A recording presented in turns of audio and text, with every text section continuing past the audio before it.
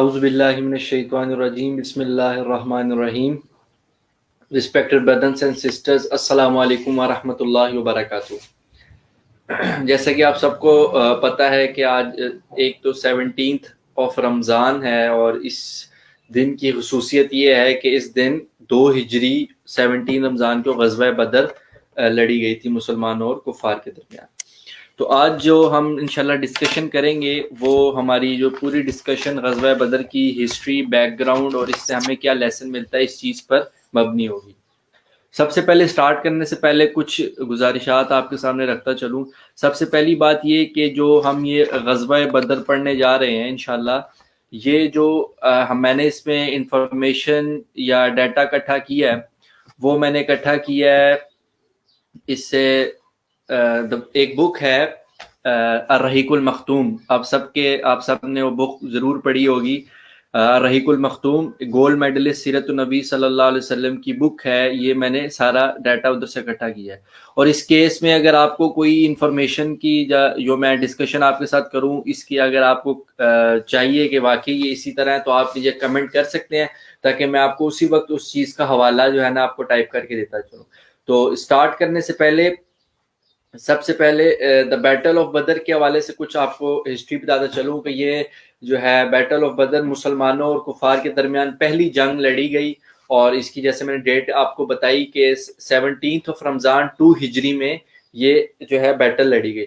اب اس کا back ground یہ ہے کہ نبی کریم صلی اللہ علیہ وسلم ایک قافلہ لوٹنے مکہ سے قافلہ آ رہا ہوتا ہے ابو سفیان کی سرکردگی میں، اس کو لوٹنے کے لیے جاتے ہیں، لیکن وہ جاتے ہوئے نبی کریم صلی اللہ علیہ وسلم اس کو چیز نہیں کر پاتے. اب نبی کریم صلی اللہ علیہ وسلم کو خبر ملتی ہے کہ وہ شام سے واپس آ رہا ہے، اور اس قافلے میں اس کے جو بہت سامان لدا ہوا ہے اور اس کی حفاظت کے لیے صرف 40 لوگ مامور ہیں، اور اس کی جو آپ کہہ سکتے ہیں لیڈرشپ ابو سفیان اس قافلے کی کر رہا ہے. تو اب نبی کریم صلی اللہ علیہ وسلم مکہ میں کہتے مدینہ منورہ میں کہتے ہیں کہ چلو ہم اس کو پکڑتے ہیں. ایک ہمارے اچھا اچیومنٹ ہوگی مسلمانوں کی کہ انہوں نے مکہ کے ایک لشکر کو قبضہ کر لیا. تو نبی کریم صلی اللہ علیہ وسلم اس قافلے کے لیے لوگوں کو دعوت دیتے ہیں جہاد کے لیے. تو اس وقت کیونکہ کسی پہ کمپلسری نہیں کرتے کہ یہ جنگ کے لیے نکل رہے ہیں، تو 313 صحابہ نکلتے ہیں، اور ان میں 2 گھوڑے ہوتے ہیں مسلمانوں کے پاس، 70 اونٹ ہوتے ہیں.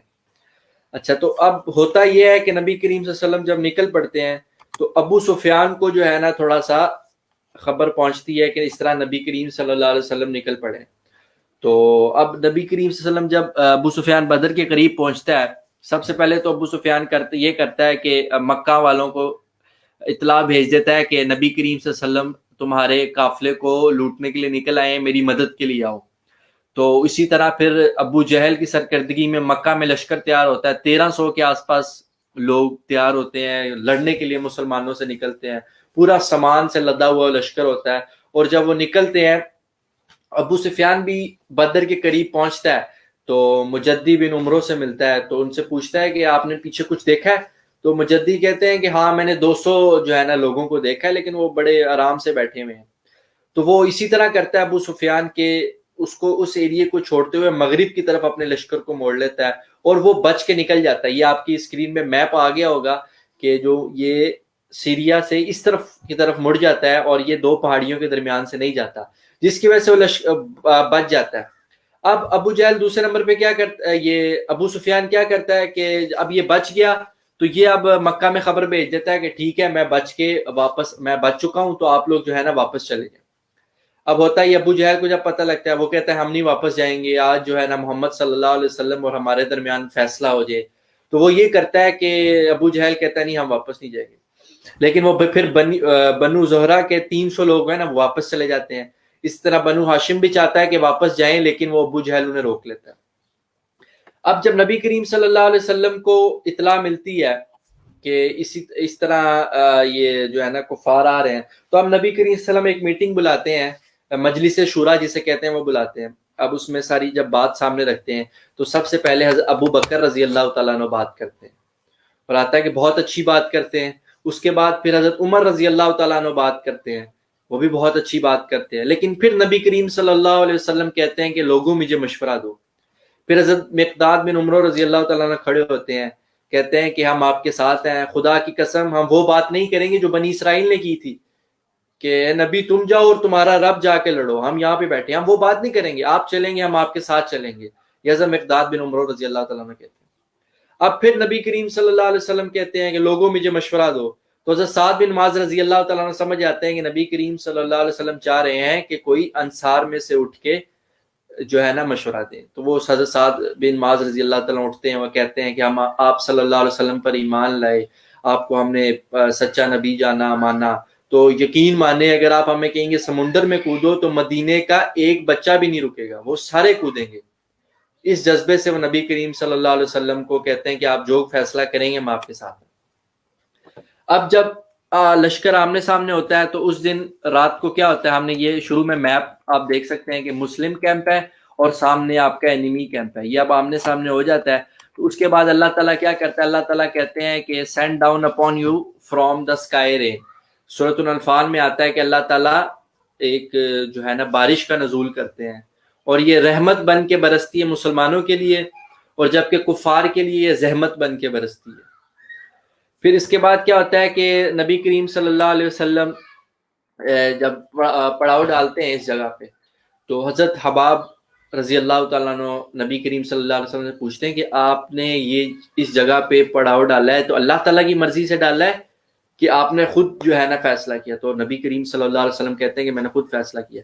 تو حباب رضی اللہ تعالیٰ عنہ کہتے ہیں کہ یا رسول اللہ یہ جو ہے نا جنگی حکمت کے لحاظ سے صحیح جگہ نہیں ہے، ہمیں چاہیے کہ ہم تھوڑا آگے جائیں اور سارے جو بدر کے کنویں ان کو بند کر دیں، اور بند کرنے کے بعد جو سب سے آخری کنواں ادھر ہم اپنا کیمپ ڈالیں. ہاں تو نبی کریم صلی اللہ علیہ وسلم کہتے ہیں کہ باقی تم نے صحیح بات کی، اور پھر نبی کریم صلی اللہ علیہ وسلم لشکر کو تھوڑا آگے موو کراتے ہیں اور سارے بدر کے کنووں کو بند کر دیتے ہیں اور ایک بدر کے کنواں اینڈ پہ کھولا رہتا ہے.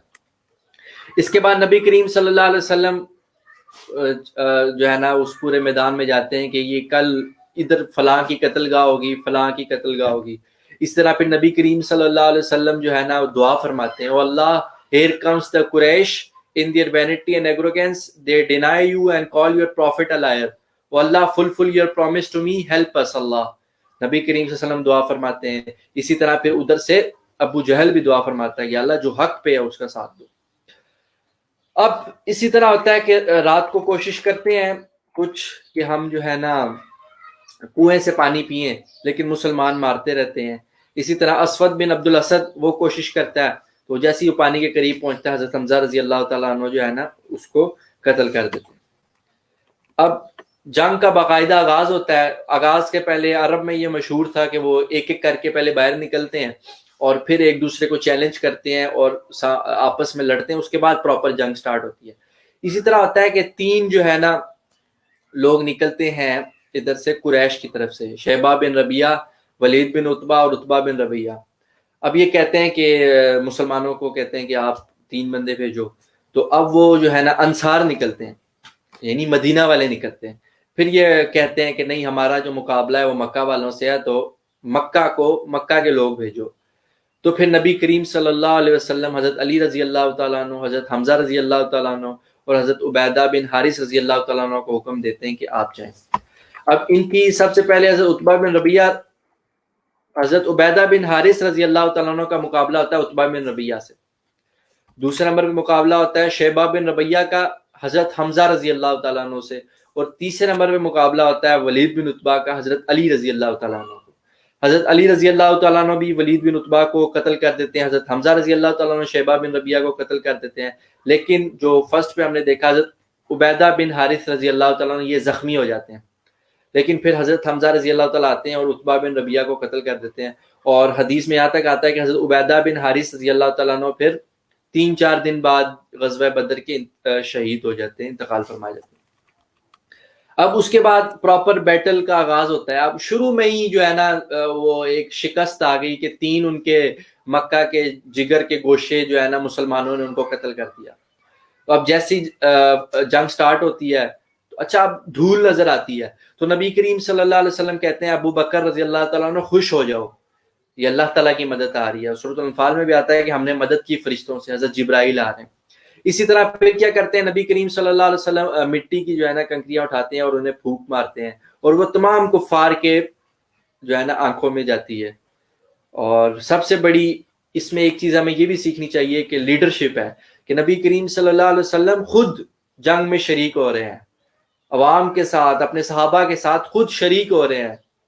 اس کے بعد کیا ہوتا ہے کہ حضرت یہاں تک آتا ہے کہ حدیث میں کہ ایک انصاری حضرت عباس رضی اللہ تعالیٰ عنہ کو، جو بعد میں ایمان لائے تھے، ان کو قید کر کے لے کے آتا ہے، نبی کریم صلی اللہ علیہ وسلم کے چچا بھی تھے، تو وہ کہتا ہے کہ واللہ مجھے اس نے نہیں قید کیا، مجھے تو کن دو بڑے بڑی چیزوں نے، فرشتوں نے۔ تو وہ کہتے ہیں نہیں یا رسول اللہ میں نے قید کیا ہے، صحابہ کہتے ہیں۔ تو رسول اللہ صلی اللہ علیہ وسلم کہتے ہیں نہیں، بلکہ تمہیں قید کرنے میں فرشتوں نے مدد کی ہے۔ اس کے بعد کیا ہوتا ہے کہ ابلیس جو ہے وہ بھی بھاگ جاتا ہے، وہ سورۃ انفال میں آتا ہے نا، وہ کہتا ہے کہ میں وہ دیکھ رہا ہوں جو تم نہیں دیکھ رہے، کہ کیسے اللہ تعالیٰ نے ان کی مدد کی ہے۔ اب سب سے امپورٹنٹ کیا ہوتا ہے کہ جو ان کا لیڈر ہوتا ہے ابو جہل، ان کو قتل کرتے ہیں۔ اب ان کو قتل کرنے کی ان کی کیا سٹوری ہے کہ دو ینگ کمپینینز، دو صحابہ یوتھ، معاذ بن عمرہ رضی اللہ تعالیٰ عنہ اور معاذ بن عرفہ رضی اللہ تعالیٰ عنہ، وہ اپنے چچا سے پوچھتے ہیں کہ چچا جان مجھے بتائیں کہ ابو جہل کون ہے؟ تو وہ کہتے ہیں تم نے اس کا کیا کرنا ہے؟ تو وہ کہتے ہیں کہ وہ نبی کریم صلی اللہ علیہ وسلم کو نعوذ باللہ گالیاں دیا کرتا تھا، تو میں نے اپنے نبی کا بدلہ لینا ہے۔ تو ان کے چچا بتاتے ہیں کہ جی وہ فلانا جو ہے نا ابو جہل ہے۔ تو یہی ہوتا ہے، معاذ بن عمرو جو ہے نا اس کا پاؤں اڑا دیتے ہیں، پورا موقع کی تلاش کر کے ابو جہل کا پاؤں اڑا دیتے ہیں اس طرح۔ لیکن کیا ہوتا ہے کہ معاذ بن عمرو کا یہ ہاتھ کاٹ دیتا ہے کون؟ ابو جہل کا بیٹا۔ اچھا اب اس کے بعد کیا ہوتا ہے پھر اصل میں جو ان کا ہوا تھا کہ اسی طرح جب ہوتا ہے تو اب جب بعد میں ہو جاتا ہے پھر حضرت عبداللہ بن مسعود رضی اللہ تعالیٰ عنہ، یہ پھر ان کا جو ہے نا جنگ کے بعد سر قلم کرتے ہیں اور نبی کریم صلی اللہ علیہ وسلم کے پاس لے کے آتے ہیں۔ اسی طرح اور بہت مشہور واقعات ہیں کہ ڈے آف ڈسٹنکشن بھی اسے کہا جاتا ہے۔ کیوں؟ آپ دیکھیں حضرت بلال رضی اللہ تعالیٰ عنہ پہ، ہم نے پیچھے سیرت میں پڑھا ہے کہ ان پہ کتنے مکہ میں ظلم کیے گئے، امیہ نے ظلم کیے۔ اب وہ کیا ہوتا ہے، حضرت بلال رضی اللہ تعالیٰ عنہ نے قتل کرتے ہیں امیہ کو۔ اسی طرح حضرت عمر رضی اللہ تعالیٰ عنہ اپنے ماموں عاص بن شام کو قتل کرتے ہیں۔ اسی طرح آپ اس چیز کو دیکھیں، حضرت مصعب بن عمیر رضی اللہ تعالیٰ عنہ، ان کے بھائی کو گرفتار کیا جاتا ہے، تو صحابی کو کہتے ہیں کہ اس کو زیادہ زور کے باندھو کیونکہ اس کی ماں بہت مالدار ہے، ہمیں بہت زیادہ ان سے پیسہ ملے گا۔ اور پھر اس جنگ میں جنگ اختتام ہوتی ہے اور 14 مسلمان شہید ہوتے ہیں اور 70 مشرک کفار مارے جاتے ہیں۔ ان 70 مشرک میں بڑے بڑے چوٹی کے مکہ کے سردار بھی شامل ہوتے ہیں۔ اب اس کے بعد کیا ہوتا ہے کہ news of Badr reach Mecca and Medina, کہ اس کی جنگ کی خبر مکہ اور مدینہ پہنچتی ہے۔ اب مدینہ میں کچھ پروپیگنڈا جو منافقین ہے وہ کر رہے ہوتے ہیں، تو نبی کریم صلی اللہ علیہ وسلم حضرت زید بن حارثہ رضی اللہ تعالیٰ عنہ کو بھیجتے ہیں کہ آپ جا کے مدینہ میں خبر پہنچائیں۔ اچھا اب ہوتا یہ ہے کہ یہ زید بن حارث نبی کریم صلی اللہ علیہ وسلم کی اونٹنی پہ بیٹھ کے جاتے ہیں، تو وہ پھر منافقین پروپیگنڈا کرتے ہیں، دیکھو ہم نے نہیں کہا تھا کہ نعوذ باللہ نبی کریم صلی اللہ علیہ وسلم قتل کر دی گئے۔ لیکن پھر انہیں پتہ لگتا ہے کہ نہیں، ہم جو ہے نا واقعی ہمیں فتح نصیب ہوئی ہے، مسلمان بہت جذبے سے، جوش سے۔ اس کے بعد مکہ میں کون خبر ہے؟ حیثان بن عبداللہ، یہ مکہ میں خبر لے کے جاتا ہے اور پھر جو ہے نا بہت مکہ میں ماتم کا سما ہوتا ہے۔ اور یہاں پھر اسی طرح ابو لہب کو بھی، جو جنگ میں شریک نہیں ہوا تھا، طاعون کی بیماری ہوتی ہے اور کچھ عرصے بعد ہی غزوہ بدر کے وہ بھی ہلاک ہو جاتا ہے۔ اب اس کے بعد نبی کریم صلی اللہ علیہ وسلم کیا کرتے ہیں، 3 روز تک جو ہے نا ادھر قیام کرتے ہیں بدر کے مقام پہ ہی، اور اس کے بعد واپس پھر مدینہ کی طرف آتے ہیں، اور رستے میں پھر جیسے وادی قزرہ میں نضر بن حارث کو قتل کر دیتے ہیں۔ اسی طرح ایک اور وادی میں جو عقبہ بن نبی محیط، جس نے ہم نے شروع میں پڑھا کہ نبی کریم صلی اللہ علیہ وسلم جب سجدے میں تھے تو اسے اوجری ڈالی تھی، اس کو قتل کر دیتے ہیں۔ اب مکہ پہنچ جاتے، اب فیصلہ ہوتا ہے ریٹرن ٹو مدینہ، سارے واپس جو ہے نا، اب یہ 3 روز کے قیام کے بعد یہ ہم پڑھ چکے۔ اب اینڈ پہ کیا ہوتا ہے کہ دا کیپٹیوز، یعنی اب جو قیدی کٹھے ہوئے ان کا کیا کرنا ہے۔ اب اس میں نبی کریم صلی اللہ علیہ وسلم مشورہ کرتے ہیں تمام سے، تو حضرت ابو بکر رضی اللہ تعالیٰ عنہ کہتے ہیں کہ جو ہے نا ہمیں فدیہ لے لینا چاہیے، جبکہ حضرت عمر رضی اللہ تعالیٰ عنہ کہتے ہیں ہمیں فدیہ نہیں لینا چاہیے، ہمیں قتل کرنا چاہیے۔ اچھا اب نبی کریم صلی اللہ علیہ وسلم پھر فیصلہ کرتے ہیں کہ ہم فدیہ ہی لیتے ہیں ان کو، لیکن پھر اگلے دن دونوں حضرت ابو بکر رضی اللہ تعالیٰ عنہ اور حضرت عمر رضی اللہ تعالیٰ عنہ روتے ہوئے آتے ہیں کہ واقعی عمر تم نے صحیح کہا تھا، اللہ کا یہ فیصلہ کہ انہیں قتل کر دینا چاہیے۔ اب ہمارے پاس یہ تھی شارٹ ریمائنڈر تھا، ہم نے اس میں پڑھا کہ بیٹل آف بدر میں سارا چیز کیا ہوئی، تو سب سے بڑھ کے ہمارے لیے لیسن کیا ہے بیٹل آف بدر سے؟ سب سے بڑھ کے یہ لیسن ہے کہ جو شخص اللہ اور اس کے رسول صلی اللہ علیہ وسلم کی اطاعت کرے گا وہی کامیاب ہے۔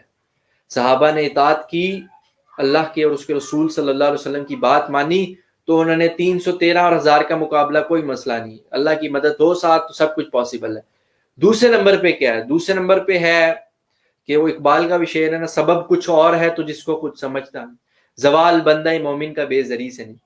کہ آج مسلمانوں کو بیٹل آف بدر سے یہ چیز نصیحت لینی چاہیے کہ ضروری نہیں ہے کہ وہی جو ہے نا ترقی کرے، وہی جنگ کے میدان میں یا کسی اور میدان میں آپ سے پرائیورٹی ہو جس کے پاس مال و دولت ہو، بلکہ مال و دولت سے بھی زیادہ ضروری کیا چیز ہے کہ آپ کے اندر جذبہ کتنا ہے، اسلام کو سرو کرنے کا جذبہ کتنا ہے۔ تو ہماری اتنی ڈسکشن تھی، انشاءاللہ تھوڑی دیر میں ہی ہم نے جو ہے نا یہ اس چیز کو ڈسکس کیا کہ غزوہ بدر کیا ہوتی ہے اور اس میں ہم نے کیا سیکھا۔ اینڈ پہ اللہ تعالیٰ سے دعا ہے کہ اللہ تعالیٰ صحیح معنی میں ہمیں اس چیز کو سمجھ کر اس کے مطابق عمل کرنے کی توفیق عطا فرمائے۔ وآخر دعوانا الحمد للہ رب العالمین۔